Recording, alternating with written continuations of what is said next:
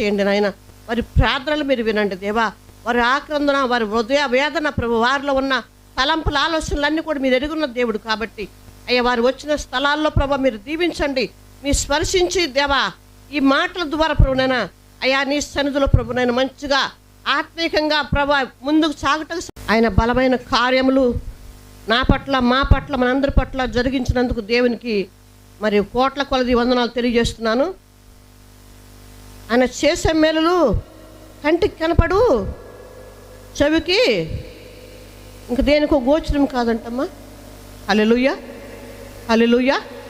హృదయానికి గోచరం కావు. అన్ని మాటలు మనం సరళంగా వదిలేసేయాలా. కాబట్టి దేవుడు చేసిన మేలులు ఎంత గొప్పవంటే,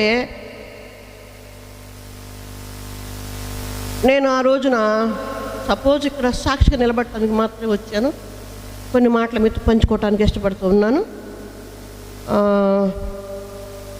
తుఫానుకి 2 రోజుల ముందున నేను ఇంట్లోనే ఉండి అంటే వింటున్నాను.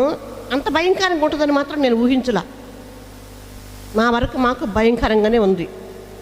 రోజు సేవకుల మీటింగ్ అయితే బాపట్లకు వెళ్ళి అక్కడ చూసుకొని జోరు వానలోనే తడుచుకుంటూ మా పిల్లలు ఫోన్ చేస్తే, అమ్మా మరి తుఫాన్ అంటున్నారు, నువ్వు ఒంటరిగా ఉండటం మాకు ఇష్టం లేదు, మరి నువ్వు నాతో కూడా ఉంటే నాకు మంచిది, నేను ఒక్కదాన్ని ఉన్నాను, నేను భయపడుతున్నాను, మరి నాతో ఉండి మీరు కొంచెం నన్ను బలపరిచి ధైర్యాన్ని ధైర్యపరుస్తామని నమ్ముతూ రమ్మని మా మనవరాళ్ళు కొంచెం కన్నీళ్ళు పెట్టుకొని వేడ్చింది. నువ్వు మమ్మల్ని విడిచిపెట్టాలొద్దు, మాకేమనైతే నీకు బాధ, మీకేమనైతే మాకు బాధ, అదేదో ఉంటే దేవుని ఉగ్రత మన మీదకి వస్తే అందరం కలిసే దేవుని సందుకు వెళ్దాం, లేదంటే కాపాడబడితే అందరం కాపాడబడి ఒక చోటే ఉంటామని చెప్పేసి మా మనవరాలు కొంచెం బాధపడి అన్నిటితో నన్ను బతిలాడింది. సరే నేను వెళ్ళాలనుకోలే. సరే దేవా నీ చిత్తమైతే మరి ఆ బిడ్డ కోరికను తీర్చడానికి నన్ను అక్కడ నడిపించి ప్రభువా, నేను అక్కడికి వెళ్ళి ఉంటానని చెప్పేసానంటే 7-8 గంటలకు కొంచెం మోస్తరుగా ఉంది బాపట్ల. 9-10 గంటల టైంలో తలుపులేసి తలుపులు కూడా ఎగిలించి పెడుతున్నాయి, తలుపులు కూడా నెట్టేసేస్తున్నాయి. మా పిల్లలైతే తలుపులు వేసుకుంటూ కిటికీలు తెచ్చుకుంటూ అట్లా ఉన్నారు. నేనైతే చేతులెత్తి కన్నీరు కార్చి, దేవా ఇదేంటి ప్రభువా, చిన్నదేదో స్వల్పం అనుకున్నాను కదా, ఇంత అంటే పోయినసారి తుఫాను ఎంత వేగంగా వచ్చిందనంటే 50 కిలోమీటర్ల వేగంతోనే 77 తుఫాను వచ్చింది. అది తర్వాత 90లో కూడా 50 కిలోమీటర్ల వేగంతోనే వచ్చింది. ఇప్పుడు 100 కిలోమీటర్లు అంటున్నారు కదా. దేవా మరి మా పరిస్థితి ఏంటయ్యా, మేమేమయ్యాలా, మేమేం చేయాలా, నేను ఉగ్రత మాత్రం మా మీదకి వస్తే మేమేం చేయలేము, తప్పించడానికి మీరు సమర్థులు తండ్రిగా అడుగుతున్నాను ప్రభు అని చెప్పేసి దర్దాపుగా 2:30-3 గంటలు దర్దాపుగా చేతులెత్తి నాకు తలుపులేసి నన్ను బంధించేశారు. నన్ను బయటకు రాకుండా, వాళ్ళు ఇటు రాకుండా, నేను అటు పోకుండా. మా నాయనమ్మ మా అమ్మ ప్రార్థనలో ఉంటారు, ఆ ప్రార్థన మా కొరకు చేస్తున్నారు కాబట్టి వాళ్ళైతే నా దగ్గర ప్రార్థనకు రావట్లా. నేనంటున్నారు రండి ప్రార్థన చేద్దాం, మీ తలుపులు కిటికీలు వేసుకోవటం కాదు, మీ ఆహారం కాదు, ఏమి కాదు, వచ్చేసేయండి అని అంటే నువ్వు చేసేది నువ్వు చేయి, మేము చేసేది మేము చేస్తున్నాం అంటున్నారు. అయితే ప్రార్థన చేసిన ఒక 10 నిమిషాలకి కొంచెం కొంచెం కొంచెం కొంచెం కొంచెం నిర్మలించింది. ప్రభువా ఎంత గొప్ప దేవుడు అయ్యా, నా పక్షాన ఉన్నావయ్యా, అందరి పక్షాన నాలాగే 100 మంది ప్రార్థిస్తున్నారు, అన్ని ప్రార్థనలు మీరు వింటారని చెప్పేసి నేను నమ్ముతున్నాను ప్రభువా. మరి అపాయంలో ఉపాయం లేకపోతే మనము అయితే ఉపాయం కలిగి ప్రార్థించమంటున్నాడు. తప్పించుకోవడానికి మన వల్ల కాదు, అపాయాన్ని తప్పించుకోవడానికి ఉపాయం దేవుడు మనకి ఇస్తాడు. అది ఏంటి అంటే ప్రార్థన శక్తే. లేకపోతే మంచి డాబా కలిగిన ఇల్లులో ఉండమని చెప్పేసి లోకులు అడుగుతున్నారు. పూరింట్లో ఉన్న వాళ్ళు కూడా కాపాడబడ్డారు. హల్లెలూయా. పూరింట్లో ఇల్లు లేని వాళ్ళు, వాకిలు లేని వాళ్ళు, డేరాలు వేసుకుని ఉన్న వాళ్ళు కూడా కాపాడబడ్డారు. ఎందుకు అని అంటే దేవుని కృప. హల్లెలూయా. దేవుని కృప కాపుదలు కాబట్టి మరి అయితే ఒక పాట పాడాలనుకుంటున్నాను. ఆ పాట తొందరగా వచ్చి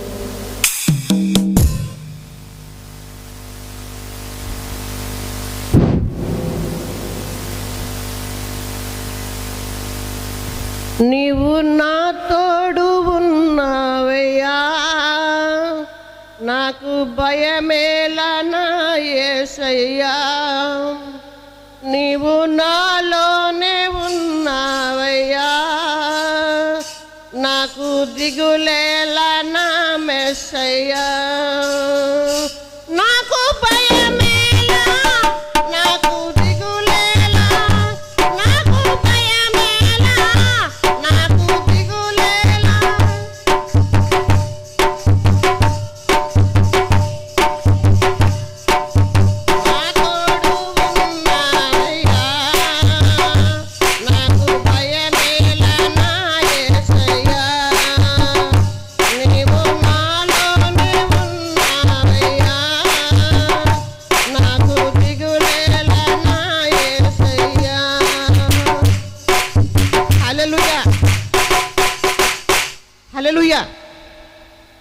దేవుడు మనతో ఉన్నాడని నిశ్చయించుకున్నప్పుడు మాత్రమే ఏమి హల్లెలూయా, నిశ్చయించుకోనప్పుడు భయపడతాం.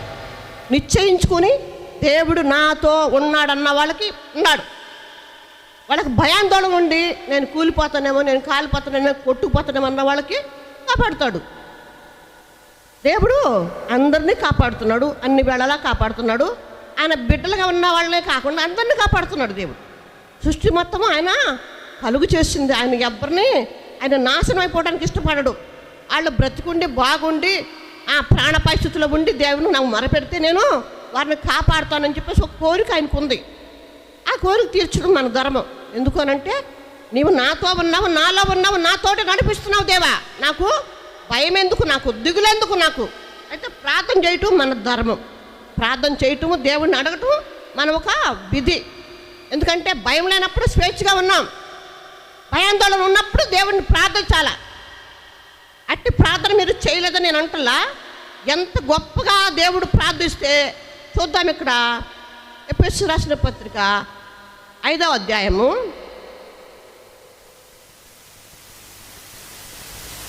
15వ వచనం. దినములు చెడ్డవి కనుక మీరు సమయమును పోనీయక సద్వినియోగం చేసుకొనుచు అజ్ఞానుల వలె కాక జ్ఞానుల వలె నడుచుకున్నట్లు జాగ్రత్తగా చూసుకోండి. హల్లెలూయా. ఎట్లా ఉండి అంటే దినములు, దేవుడు ఏం చెప్తున్నాడు, మీరు శ్రమల కాలం మొదలైన దినములు చెడ్డవి. ఆ చెడ్డ దినాల్లో మీరున్నారు. ఐగుప్తు కాలంలో ఐగుప్తులు నడిచినప్పుడు అంతా కూడా వారు చాలా శ్రమలు పడ్డారు, శ్రమలు పెట్టారు, శ్రమించబడ్డారు. శ్రమకి వాళ్ళు సహించారు, ఓర్చుకున్నారు, కష్టపడ్డారు. అయితే ఐగుప్తు దాటిన దగ్గర నుంచి మోషే ఒక పాలనలోకి వచ్చిన తర్వాత వారు దేవుడిని ప్రార్థించడం మర్చిపోయారు, దేవుడిని అడగటం మర్చిపోయారు. గొనుక్కుంటున్నారు. వారి స్వార్థం, స్వలాభం, వారి సొంత ఆలోచనతో నడుస్తున్నారు. దేవా నేను ఇక్కడ ఉన్నానంటే నీ కృప, నన్ను బానిసత్వం నుంచి విడిపించావు, ఆ బాధ నుంచి విడిపించావు, ఆ దుఃఖం నుంచి విడిపించావు, కష్టం నుంచి విడిపించావు, మాకు స్వేచ్ఛనిచ్చావని చెప్పేసి అన్నమాట మర్చిపోయి మేము అక్కడుండి మంచిగా ఏదో ఆడ పెట్టిన కూర కొమ్ము తిన్నాము, మాకు ఇక్కడ మాంసం లేదు, తినటానికి ఏమి లేదు, ఇలాంటి స్థితి తీసుకొచ్చిన నుంచి దేవుడిని మొరపెట్టడం మర్చిపోయి మోసమే చదవటం మొదలేశారు. ఆ స్థితిలో దేవుడు చూసి మోసే ప్రార్థన విని వాళ్ళకు ఒక ఆహారాన్ని పెట్టాడు, మన్నాని ఇచ్చాడు. అప్పుడు వాళ్ళు దేవుని కృతజ్ఞతలు చెప్పాలి. మనం కూడా ఏం చేయాలంటే, దేవా ఈ ఉత్పత్తి నుంచి చాలా ప్రమాదకరమైన భయంకరమైన స్థితి నుంచి మమ్మల్ని కాపాడినందుకు ఆదివారం వచ్చి ప్రార్థన చేసి వెళ్ళటం కాదు, శనివారం వచ్చి ఉపవాస కూడుకలో ఉండటం కాదు, బుధవారం స్త్రీల కూడుకలో ఆరాధించడం కాదు, ప్రతి ఉదయ సాయంకాలం మధ్యాహ్నం, ప్రతి ఉదయం మధ్యాహ్నం సాయంకాలము దేవుణ్ణి స్తుతించదగిన దినము. కాబట్టి పనికెళ్ళకు నింట ఉండే వాళ్ళకి రెండో పని లేదు. పనికెళ్ళకు నింట కూర్చుని తినే వాళ్ళకి నాకైతే నేను చావ పరిచర్యకి వెళ్ళిపోతున్నా, ఇంట్లో ఉంటే ప్రార్థన, ఇంట్లో ఉంటే ప్రార్థన, వాక్యం రాసుకోవటం, ప్రార్థన చేసుకోవటం, ఇంత మించిన లోకంలో నాకు సంబంధం లేదు. ఎందుకనంటే లోకం మనకి శ్రమలిస్తుంది. దినములు చెడ్డవి, మీరు సద్వినియోగం చేసుకోమంటున్నాడు దేవుడు. ఉన్న కాలంలో చాలామంది బాధల్లో ఉన్నారు, చెప్పకూడదు అవన్నీ కూడా. అవి మనకు లేకుండా చేశాడు దేవుడు. ఏం చేశాడు? నడవటానికి శక్తినిచ్చాడు, కాళ్ళునిచ్చాడు, ఓపికనిచ్చాడు, మాట ఇచ్చాడు, చేతులు కాళ్ళు ఇచ్చాడు. మంచిగా దేవుడు మనకి ఎంత ఆరోగ్యవంతమైన జీవితం ఇచ్చాడు. మనం దేవునికి ప్రతిదినం కృతజ్ఞత. మరి దినముల చెడ్డ సమయం పోనీకి సద్వినియోగం చేసుకోండి. అజ్ఞానుల వలె కాక జ్ఞానుల వలె. అజ్ఞానంగా నడిచేవాళ్ళు ఉన్నారు, జ్ఞానంగా నడిచేవాళ్ళు ఉన్నారు, ప్రార్థించి ప్రార్థన ప్రకారం దేవుని ప్రకారం నడిచేవాళ్ళు ఉన్నారు, లోకంలో నడిచేవాళ్ళు ఉన్నారు. వాళ్ళకి శ్రమలు రావు. ఎందుకనంటే వారు దేవుని ఆశ్రయించరు కాబట్టి శ్రమలు రావు. అయితే హఠాత్తుగా వచ్చేస్తాయి శ్రమలు. హల్లెలూయా. ఏమొస్తాయి అంట? హఠాత్తుగా వచ్చేస్తాయి. ఎందుకంటే మాకు దేవుడు ఉన్నా లేకపోయినా మేము బతికి ఉన్నాం, మేము జీవిస్తున్నాం, మాకు బలం ఉంది, మాకు శక్తి ఉంది, మాకు డబ్బు ఉంది, మాకు ఇళ్ళు ఉండి, వాకిలు ఉండి, అని ఒక ధీమాతో ఉంటాడు. సడన్గా మరణానికి అప్పచెప్పేస్తాడు దేవుడు వాళ్ళని. అప్పుడు వాళ్ళు ఏమనుకుంటారు? ప్రార్థన చేయడానికి నోరు రాదు, ప్రార్థన చేసే అవకాశం ఇయ్యరు, ప్రార్థన ఇంకెట్ట ఏం చేయాలి వాళ్ళని. కాబట్టి మరి అజ్ఞానుల వలె కాక జ్ఞానం కలిగి నడుచుకోమంటున్నాడు. జ్ఞానం కలిగి సొలొమోను రాజుకి మరి కోట్ల కొలది ఆస్తి ఇచ్చాడు దేవుడు. కోట్ల కొలది ఆస్తి ఇచ్చాడు దేవుడు.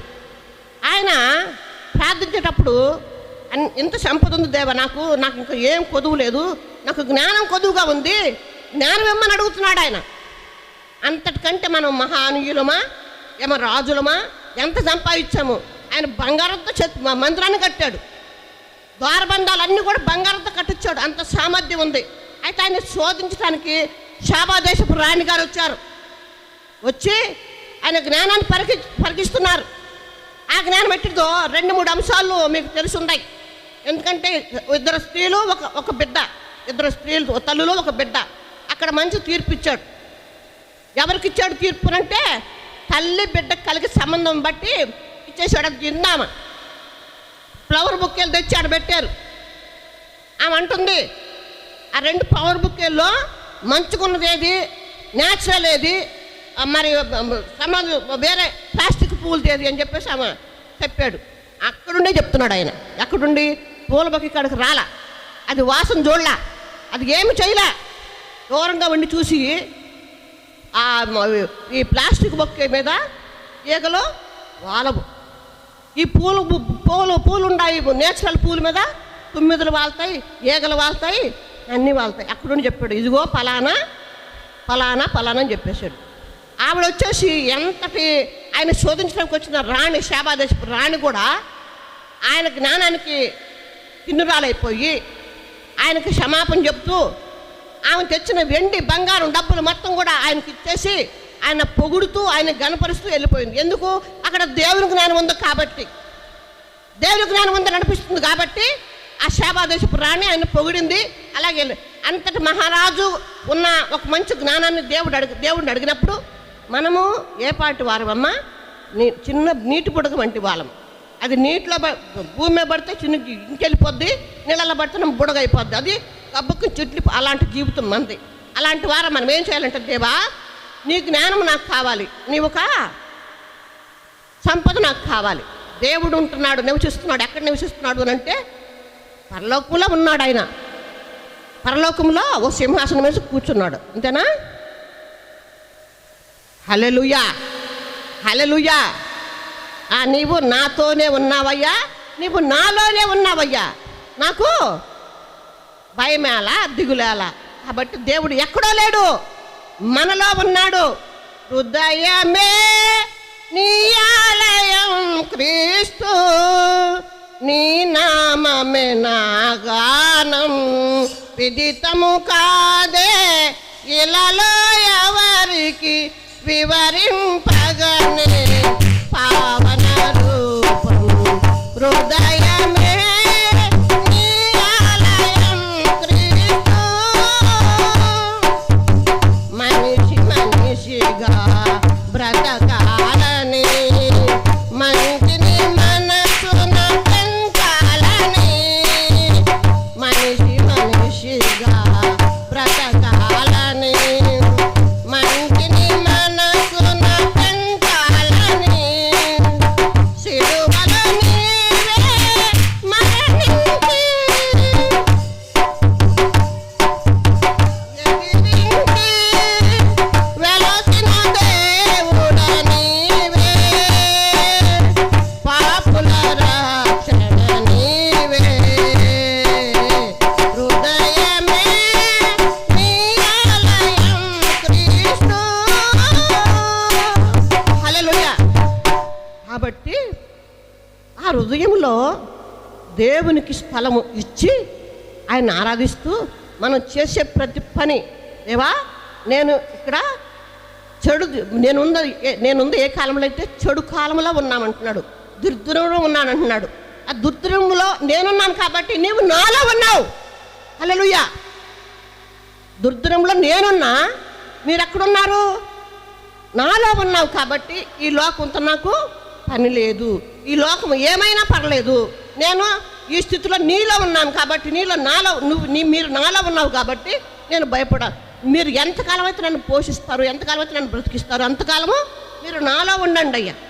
మీరు నాలో ఉండి నడిపించండి, నన్ను బ్రతికించండి. నన్ను నీ సన్నిధిలోకి చేర్చేంత వరకు ఈ హృదయానికి ఎవరికి సంబంధం లేదు. ఇది ఖాళీగా ఉంచును. దీనిని మిమ్మల్ని పెళ్లి చేసుకుంటాను. మీరు నాతో ఉండండి, నాలో ఉండండి, నాతో ఉండి నడిపించండి ప్రభువా. నాకు భయం వద్దు, దిగులొద్దు, ఏమీ వద్దు. ఈ లోకం ఏమైనా పర్లేదు, ఈ లోక స్థితిగతులు ఏమైనా పర్లేదు, మీరు నాలో ఉన్నారని చెప్పేసి ప్రతి వారం కూడా మరి ఆ భయంకరమైన తుఫాను నుంచి కాపాడిన దేవునికి మహిమ ఘనత ప్రభావాలు తెలుస్తూ ఈ మధ్యాహ్న కాలం ఇంకా మాట్లాడాల్సిన చాలా ఉన్నాయి. అయ్యగారు మాట్లాడితే టైం అయిపోతుంది కాబట్టి నేను ముగిస్తున్నాను. దేవుడి తన పరిశుద్ధ మాట దీవించి ఆస్వాదించును గాక. ఆమె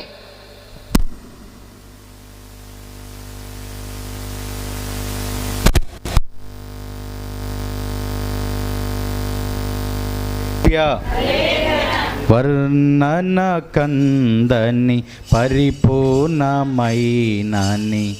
మహిమ. యెషయా గ్రంథంలో 54వ అధ్యాయము 10వ వచనం. ఈ మాటను చదివేటటువంటి ముందుగా ఒక 3 మాటలను నేను మీకు జ్ఞాపకం చేస్తాను. ఆ 3 మాటల్ని మీ హృదయంలో మీరు భద్రపరచుకొని పిల్లరా. ఈ వాక్య సందేశంలో ఆ 3 మాటలు మనకి చాలా ఉపయోగపడతాయి. మొదటిగా 25వ కీర్తన 3వ వచనం. 25వ కీర్తన 3వ వచనాన్ని ఒకసారి చూద్దాం. నీ కొరకు కనిపెట్టు వారిలో ఎవడును సిగ్గునందడు. మొదటి మాట జ్ఞాపకం చేసుకోండి పులరా. ఆయన కొరకు కనిపెట్టి చూసేటటువంటి వారు ఎవరు కూడా సిగ్గునందరు, సిగ్గుపడరు. అది మొదటి మాట. రెండవ మాట చూద్దాం. యెషయా గ్రంథంలో 30వ అధ్యాయము 21వ వచనం. 30వ అధ్యాయము 21వ వచనం చదవండి అమ్మ. మీరు కుడి తట్టైనను ఎడమ తట్టైనను తిరిగినను ఇదే త్రోవ, దీనిలో నడువుడి అని నీ వెనుక నుండి చూడండి పిల్లరా ఒక శబ్దము. రెండో మాట పిల్లరా, మనం కుడి తట్టైనను ఎడమ తట్టైనను తిరిగినను ఇదిగో ఇదే త్రోవ, ఈ త్రోవలోనే నీవు నడవాలి అని ఒక శబ్దము మనల్ని బలపరిచి ముందుకు నడిపిస్తూ ఉంది. మొదటి మాట, ఆయన కోసం ఎదురు చూసేవారు ఎవరు కూడా సిగ్గుపడరు.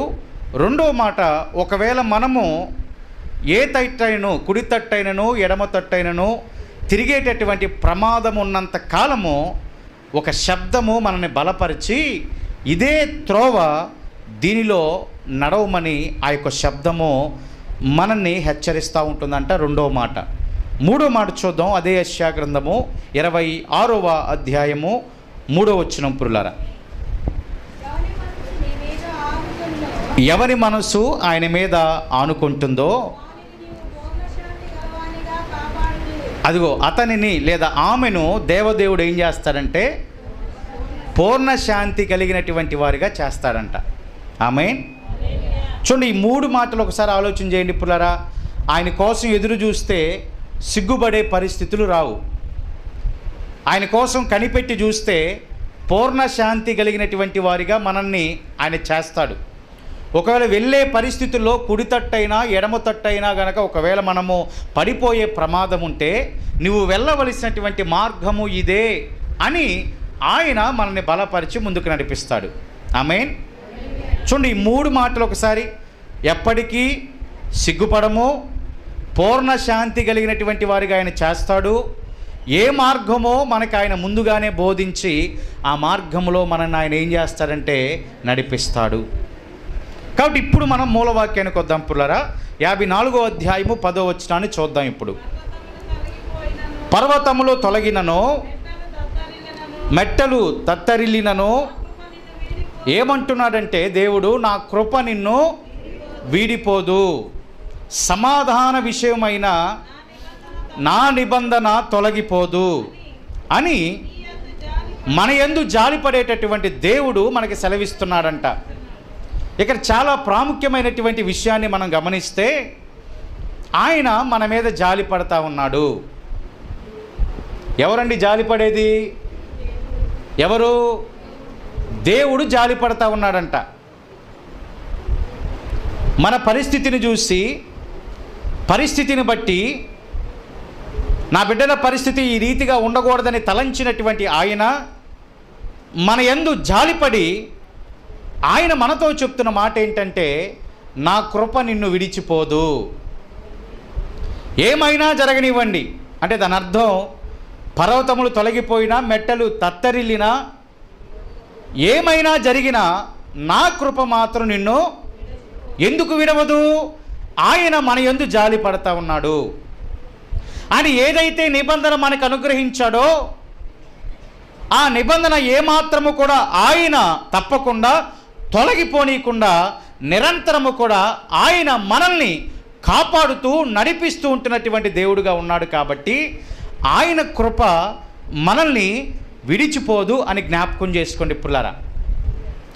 అనుదినము మనం జ్ఞాపకం చేసుకోవాల్సినటువంటి ప్రాముఖ్యమైన మాట, ఆయన కృప మనల్ని విడిచిపోదు. ఏమి జరిగినా అంట, ఎలా ఉన్న సందర్భం ఏదైనా, పరిస్థితి ఏదైనా, ఏమి జరిగినా, ఇదిగో ఆయన మాత్రం మన మీద జాలి పడతా ఉన్నాడు. ఆయన మాత్రం ఆయన కృపను పులరా మనందరి మీద చూపిస్తూ నడిపిస్తూ ఉంటున్నటువంటి దేవుడుగా ఉన్నాడు. కాబట్టి ఇప్పుడు జాలి పడేటటువంటి దేవుని గనక మనం ఆనుకుంటే మనకు ఏమాత్రము సిగ్గురాదు, సిగ్గుపడే పరిస్థితులు రావు. జాలిపడేటటువంటి దేవుని వైపునకు గనక మనం చూస్తే మనల్ని పూర్ణ శాంతి కలిగినటువంటి వారిగా చేస్తాడు. ఆయన వైపు గనక మనము చూస్తే మనము నడవవలసినటువంటి మార్గం ఏంటో ఆయన మనకి బోధిస్తాడు. దేవునికి స్తోత్రం కలుగునుగాక. కాబట్టి జ్ఞాపకం ఉంచుకోవాల్సినటువంటి చాలా ప్రాముఖ్యమైన మాట, ఆయన మన మీద జాలి పడతా ఉన్నాడు. రెండోది, ఆయన కృప మనల్ని విడిచిపోదు. సరే, జాలి పడతా ఉన్నాడు కదా, ఆయన కృప మనల్ని విడిచిపోదు అని అంటున్నాడు కదా, మరి ఎందుకు ఈ శిక్షాకాలం మనకు వస్తుంది? ఎందుకు ఈ శిక్షా పరిస్థితులను మనం ఎదుర్కొంటున్నాం? ఎందుకు ఈ కఠినమైనటువంటి పరిస్థితులను మనం ఎదుర్కొంటున్నాం అనేది ప్రశ్న పురులారా. అనేది మన హృదయాల్లో ఉన్నటువంటి చాలా కఠినమైనటువంటి ప్రశ్న. ఆయన జాలి పడుతున్నాడు కదా, కృప విడిచిపోదు అన్నాడు కదా, పూర్ణ శాంతి కలిగిన వాడిగా చేస్తాడు కదా, అంత మాత్రమే కాదు సిగ్గుపడే పరిస్థితులు రానీయుడు అన్నాడు కదా, ఆయనే మనల్ని నడిపిస్తాడు, మంచి మార్గంలో నడిపిస్తాడని ఎన్ని బలమైన గొప్ప మాటలు మాట్లాడుతున్నప్పటికీ కూడా ఎందుకు ఈ శిక్షా పరిస్థితులు వస్తున్నాయంటే, పుల్లరా హెబ్రీ పత్రికలో 12వ అధ్యాయము 5వ వచనం నుంచి 14వ వచనం వరకు మనము ధ్యానం చేద్దాం. ఇక అక్కడే ఉండిపోదాం, వేరే వచనం జోలికి మనం వెళ్ళం. ఇంకా 12వ అధ్యాయము 5వ వచనం నుంచి మనం చదువుదామండి. నా కుమారుడా, ప్రభువు చేయు శిక్షను తృణీకరించకుము. ఆయన నిన్ను గద్దించినప్పుడు విసుకకుము. ప్రభువు తాను ప్రేమించు వారిని శిక్షించి తాను స్వీకరించు ప్రతి కుమారును దండించును అని కుమారుడితో సంభాషించినట్లు మీతో సంభాషించు ఆయన హెచ్చరికను మరచితిరి. అదిగో ఆయన ఒక హెచ్చరిక చేస్తూ ఉన్నాడంట. పిల్లరా జాగ్రత్తగా ఆలకించండి. ఇక్కడ ఏమంటా ఉన్నాడు? ప్రభు చేయు శిక్షను తృణీకరించకము అని ఆయనను గద్దించినప్పుడు విసుగవద్దు. అంటే శిక్షాకాలం మనకు వచ్చినప్పుడు మనము ఆయన చేత గద్దించినప్పుడు లేదా దైవజనుల ద్వారా గద్దించినప్పుడు మనం విసిగిపోతూ ఉంటాం. ఏమవుతామండి మనం? ఈయనేంటి నన్నే గద్దిస్తున్నాడా అని మన హృదయంలో మనకు అనిపించింది. అంతే కదా పురారా? ఆ వాక్యము దైవజనులు మాట్లాడుతూ ఉన్నప్పుడు ఎలా అనిపించింది అంటే మనకి, ఒకవేళ నన్నే నన్ను బట్టే మాట్లాడుతున్నారేమో అని లోపల మనము కుమిలిపోతూ ఉంటాం, బాధపడుతూ ఉంటాం. కానీ అది దేవుని మాట అని గమనించండి. ఇక్కడ ఆయన ఏమన్నంటే అలా గద్దించినప్పుడు మీరేమాత్రం విసగకుండా మీరేం చేయాలంటే, ప్రభువు తాను ప్రేమించు వానిని, అంటే దేవదేవుడు ఎవరినైతే ప్రేమిస్తూ ఉన్నాడో ఆ వానిని శిక్షించి తాను స్వీకరించు ప్రతి కుమారుణ్ణి దండించును అని ఆయన చెప్తా ఉన్నాడు. ఏం చెప్తా ఉన్నాడు చూడండి పిల్లరా. ప్రభు ఎవరినైతే ప్రేమిస్తూ ఉన్నాడో, ప్రభు ఎవరినైతే తన కుమారునిగా కుమార్తెగా ఎంచుతూ ఉన్నాడో, ఇప్పుడు వారందరినీ కూడా ప్రభు ఏం చేస్తూ ఉన్నాడంట? శిక్షిస్తున్నాడు, దండిస్తున్నాడు. ఇప్పుడు నిన్ను శిక్షిస్తే, నిన్ను దండిస్తే, కొంతకాలం శిక్షాకాలము గనక మనకు వస్తే, కొన్ని అననుకూల పరిస్థితులు గనక మనకు ఎదురవితే, ఇప్పుడు నిన్ను ఎవరు ప్రేమిస్తున్నాడు పురులరా? ఎవరు ప్రేమిస్తున్నాడు? ఆమేన్. అర్థమైందండి. ఇప్పుడు శిక్షాకాలం మనకు వచ్చింది. కొన్ని దినాల పాటు దండించబడుతున్నావు.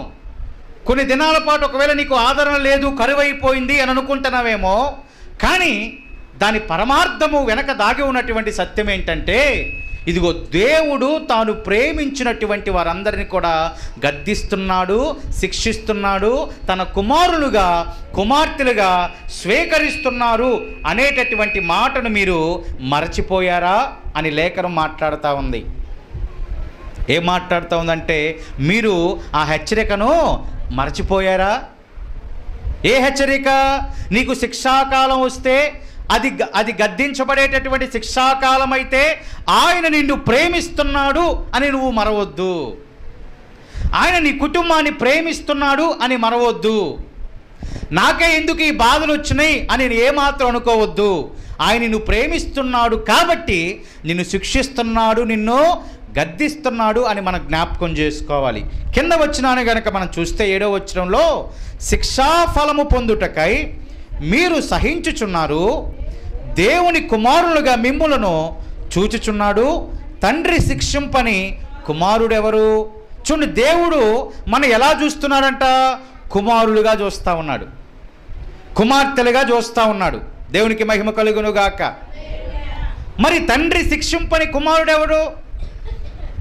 ఆయనే మన తండ్రి కాబట్టి, ఆయన మనందరినీ కూడా కుమారులు కుమార్తెలుగా ఎంచారు కాబట్టి ఖచ్చితంగా ఏదో ఒక దినాన మనము గద్దించబడతాం, శిక్షించబడతాం.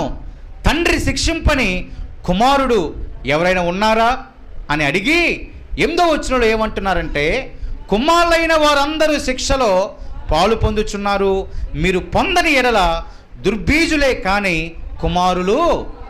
కుమారులైతే ఖచ్చితంగా మనకేమొచ్చిద్దంటే కొంతకాలం శిక్షాకాలం, అంటే మనని టెస్ట్ చేసేటటువంటి కాలం అని అర్థం. మనం ఆయన నిజమైనటువంటి కుమారులు కాబట్టి కొంతకాలం మనల్ని టెస్ట్ చేసేటటువంటి కాలము శిక్షాకాలం వచ్చింది.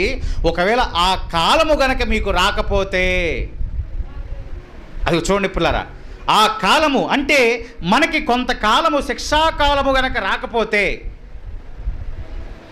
మనము రాయబడుతున్నటువంటి మాట ఏంటంటే, మీరు దుర్బీజులే కానీ ఆయన కుమారులు. అంటే దాని అర్థం ఏంటంటే, దుర్బీజులు అంటే అర్థం ఏంటంటే అక్రమ సంతానం అని అర్థం. అంటే అక్రమ సంతానం దాని అర్థం ఏంటి?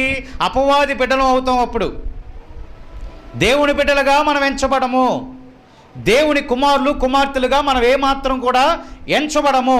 ఎంచబడినటువంటి మనం గమనించాల్సిన విషయం ఏంటంటే, ఖచ్చితముగా ఏదో ఒక సమయములో, ఏదో ఒక సందర్భములో శిక్షాకాలము అనగా మనల్ని పరీక్షించేటటువంటి కాలము ఏదో ఒక దినాన మనకి ఖచ్చితంగా ఎదురవుతుంది ప్రియులారా. అర్థమవుతుందండి? ఎప్పుడైనా ఎదురవచ్చు, అది ఎప్పుడైనా ఆ కాలం మనకు ఎదురవచ్చు. అప్పుడు మీరు ఏం జ్ఞాపకం చేసుకుంటారంటే, సమాధాన విషయమైన నిబంధన తొలగిపోదన్నావు, నా కృప నిన్ను విడిచిపోదు అన్నావు, సిగ్గుపడనేవు అని అన్నావు, పూర్ణ శాంతి కలిగిన వారిగా చేస్తానన్నావు, నడవవలసిన మార్గమేంటో నడిపిస్తాను అని చెప్పావు కదయ్యా. మరి శిక్షాకాలము నాకెందుకు, ఈ పరీక్షాకాలం నాకెందుకు అంటే, ఆ కాలము వస్తే నేను గుర్తుపెట్టుకోవాల్సిన విషయం ఏంటంటే, ఆ కాలములో మనమందరము కూడా ఆయన నిజమైనటువంటి కుమారులుగా మనం ఉన్నామని. దుర్బీజులుగా లేము, అక్రమ సంతానంగా లేము, నిజమైన ఆయన బిడ్డలుగా మనం ఉన్నాం. కాబట్టి అందుకే మనకి శిక్షాకాలము, పరీక్షాకాలము. ఆయన ఎన్ని అంటే మనతో బలపరిచేటటువంటి మాటలు ఎన్ని మాట్లాడినా వాటిని జ్ఞాపకం చేసుకుంటూ వాటి ప్రకారము నడుస్తూ ఆ శిక్షాకాలాన్ని గనక మనం ఎదుర్కొని పూర్తి చేసుకొని ముందుకు నడవగలిగినట్లయితే ఆయనతో పాటు కలిసి ఆయన రాజ్యంలో మనం నివసిస్తాం పురులారా. కాబట్టి ఆ కాలం మనకి కొంతమందికి వచ్చే ఉండిద్ది, కొంతమంది ఆ కాలంలో నుండి ఉంటారు, మరి కొంతమందికి ఇప్పుడు వరకు రాకపోయినా రేపటి నుంచే రావచ్చు. అంతే కదండి, అవునా కాదా? ఇప్పుడు వరకు కొంతమంది ఆ క్రమంలోనే ఉన్నారేమో, అదే క్రమంలో నడుస్తున్నారేమో. ఇంతవరకు నాకే శిక్ష పరీక్ష లేదు, నేను బాగానే ఉన్నాను అని అనుకుంటున్నావేమో. రేపటి నుంచే ఆ పరీక్ష నీకు ఎదురవ్వచ్చు. ఆ పరీక్షలో నిలబడితే అప్పుడు మనం దుర్బీజులుగా ఉండము, ఆయన నిజమైనటువంటి కుమారులుగా మనము, కుమార్తెలుగా మనము ఉంటాం. తర్వాత కింద వచ్చినాను గనక మనం చూస్తే పురులారా, చదవండి ఒకసారి. మరియు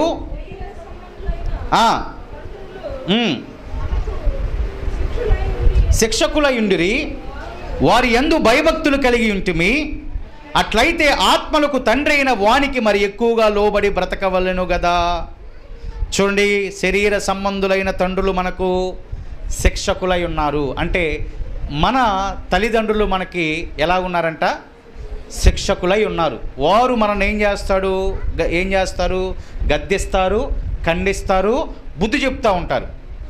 వాళ్ళు మనం కొడతారని, వాళ్ళు మనల్ని తిడతారని వారి అందరి మనం ఎలాగుంటామంటే భయభక్తులుగా ఉంటాం. ఆలోచించండి ఒకసారి, మన తల్లిదండ్రులు ఎలా మనం ఎలాగుంటామంటే పుల్లారా భయభక్తులు కలిగి ఉంటాం. అట్లయితే ఆత్మలకు తండ్రి అయిన వానికి మరి ఎక్కువగా మనం ఏమవ్వాలండి? లోబడాలి కదా. ఆమేన్. ఇప్పుడు లోకంలో ఉండేటటువంటి శరీర సంబంధమైనటువంటి తండ్రులు మనం ఏమైనా చేస్తే శిక్షిస్తారని, గద్దిస్తారని, కొడతారనో, తిడతారనో వారంటే భయపడతా ఉన్నాం, వారంటే భయభక్తులు కలిగి ఉంటున్నాం కదా. మరి ఆత్మలకు తండ్రి అయినా, మనలో ఉంచబడినటువంటి ఆత్మకు తండ్రి అయినటువంటి దేవునికి మరి ఎక్కువగా, చూడండి ఆ మాట పిల్లరా, దేవునికి మరి ఎక్కువగా మనం ఏమవ్వాలంటే లోబడాలి. ప్రశ్న ఏంటంటే పుల్లారా, ఈ లోకములో ఉండేటటువంటి వారికి మనం భయపడుతున్నాం ఏదో చేస్తారని. మరి మనలో ఆత్మను ఉంచినటువంటి దేవునికి మనం భయపడుతున్నామా? ఆయనకి లోబడుతున్నామా? ఆయన కుమారులు కుమార్తెలుగా ఉండటానికి మనము సిద్ధపడుతున్నామా, ఇష్టపడుతున్నామా? అది ప్రశ్న. నన్ను ఏమైనా చేస్తారేమో, నా తండ్రి ఏమైనా అబద్ధం ఆడితే, దొంగతనం చేస్తే, అనరాని మాట అంటే, ఏమైనా చేస్తే లోపల భయం, వారేమైనా అంటారేమోనని. మరి వారికంటే కూడా మన తండ్రి శ్రేష్ఠుడు కదా, దేవదేవుడు శ్రేష్ఠుడు కదా. మరి ఆయనకు మనము లోబడుతున్నామా అని ప్రశ్న అడిగి కింద వచ్చినలో ఏమంటున్నారో ఒకసారి చూడండి పుల్లారా. వారు కొన్ని దినముల మట్టుకు తమకిష్టం వచ్చినట్లు, అదిగో చూడండి, మన శరీర సంబంధమైన తండ్రులు కొన్ని దినముల వరకు వారికి ఇష్టం వచ్చినట్లు మనల్ని ఏం చేశారంట? శిక్షించారు. ఎన్ని దినముల పాటు అంటే పుల్లారా?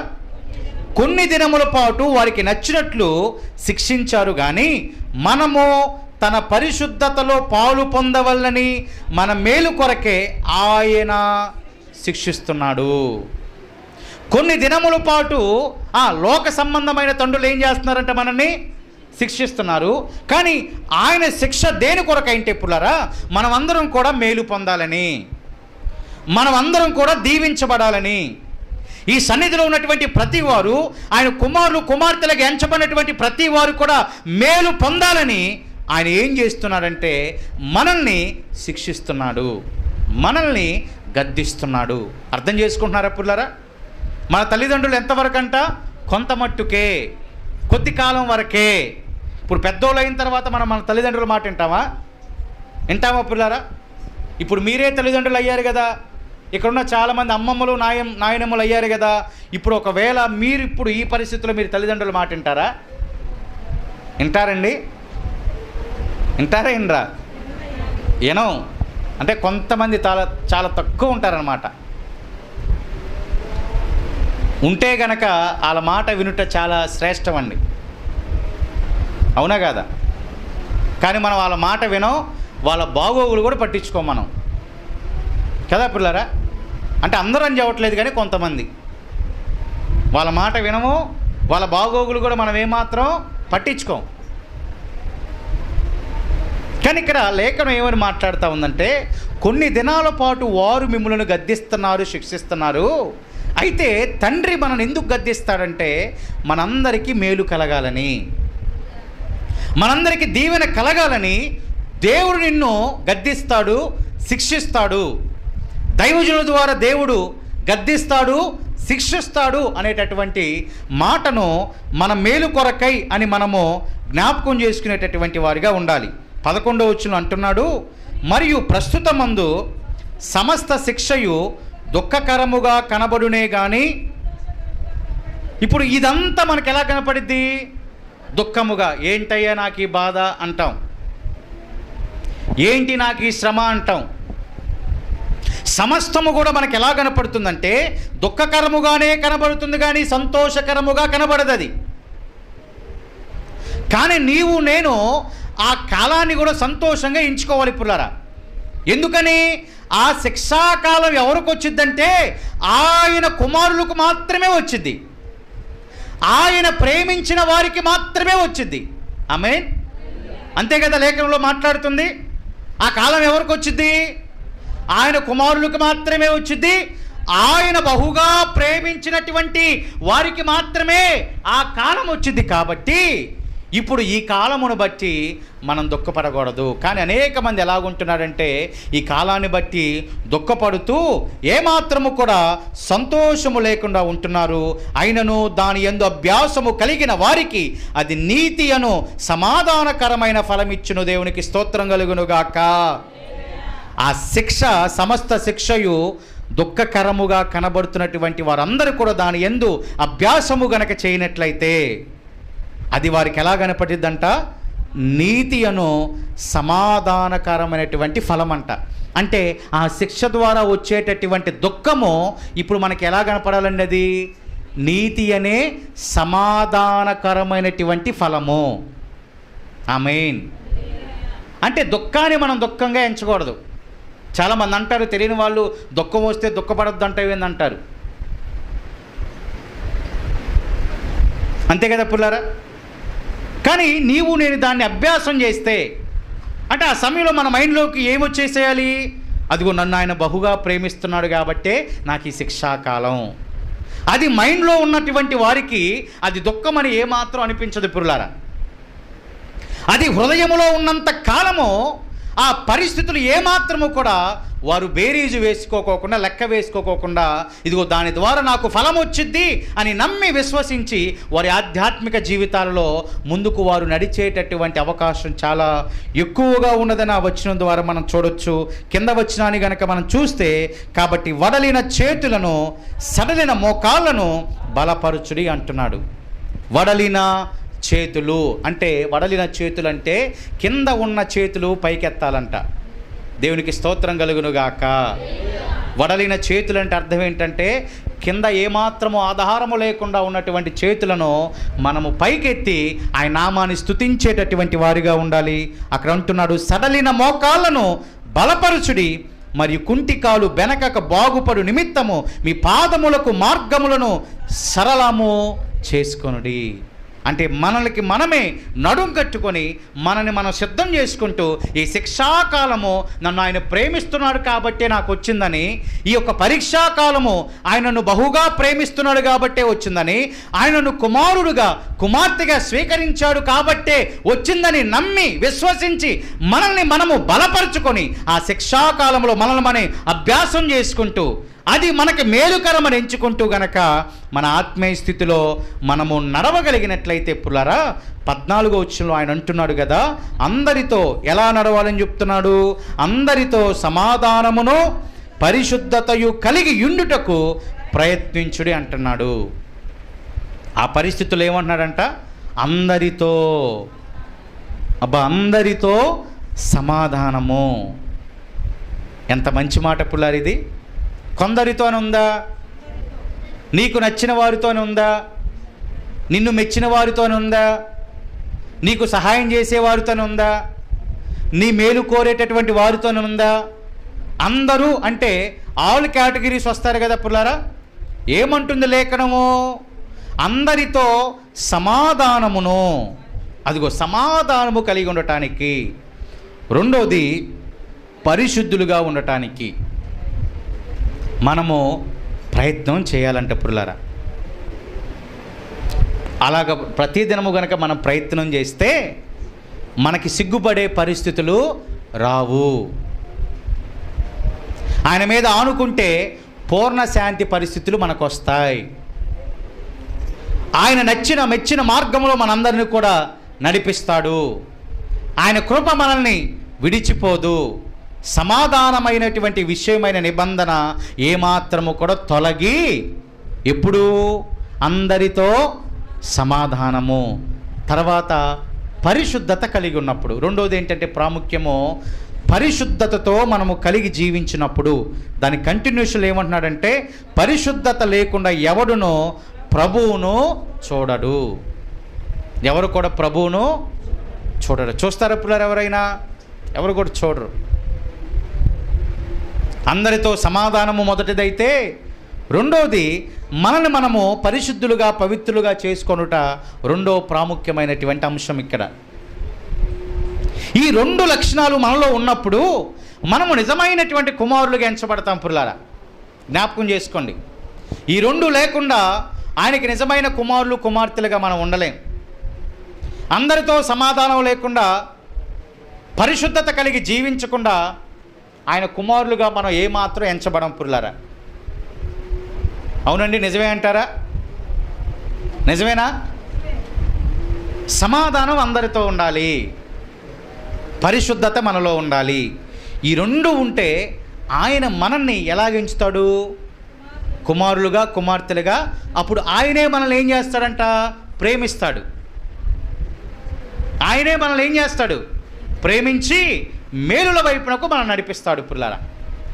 అది ఇప్పుడు ఈ యొక్క ఆలోచన ఒకసారి చేయండి. ఎందుకు మనం మేలు వైపు నడిపించలేకపోతున్నాం? ఎందుకంటే అందరితో మనం సమాధానముగా లేం కాబట్టి. ఎందుకు మనము మేలు వైపు నడిపించలేకపోతా ఉన్నాం?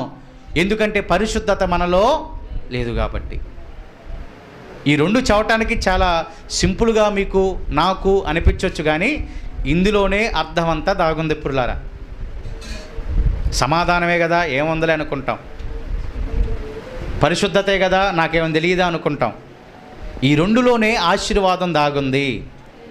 ఈ రెండు అనుభవాలలోనే నిజమైనటువంటి దేవుని ప్రేమ మన మీద ఉండటానికి అవకాశం ఉంది. కాబట్టి అందరితో సమాధానము.